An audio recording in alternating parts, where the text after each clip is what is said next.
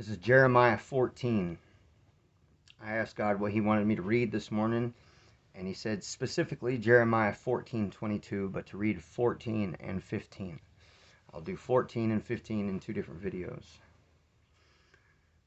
Jeremiah 14, entitled Time and Again We've Betrayed God. Chapter 14. God's message that came to Jeremiah regarding the drought.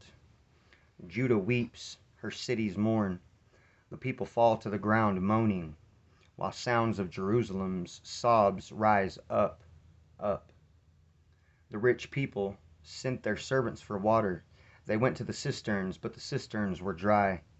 They came back with empty buckets, wringing their hands, shaking their heads. All the farm work has stopped. Not a drop of rain has fallen. The farmers don't know what to do. They wring their hands, they shake their heads. Even the doe abandons her fawn in the field because there is no grass. Eyes glazed over on her last legs, nothing but skin and bones. We know we're guilty. We lived bad lives. But do something, God. Do it for your sake. Time and again we've betrayed you. No doubt about it. We've sinned against you, hope of Israel, our only hope, Israel's last chance in this trouble. Why are you acting like a tourist, taking in the sights, here today and gone tomorrow? Why do you just stand there and stare, like someone who doesn't know what to do in a crisis? But God, you are, in fact, here with us. You know who we are. You named us. Don't leave us without a leg to stand on.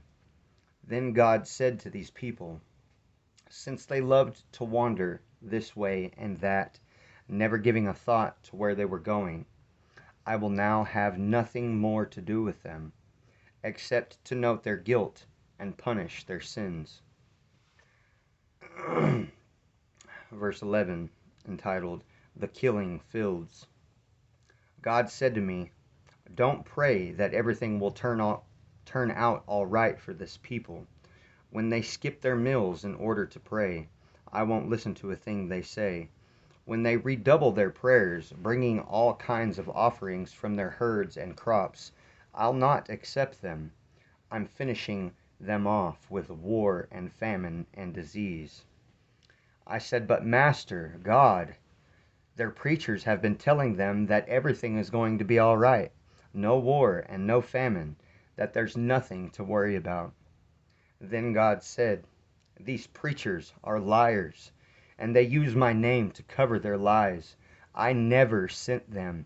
I never commanded them, and I don't talk with them.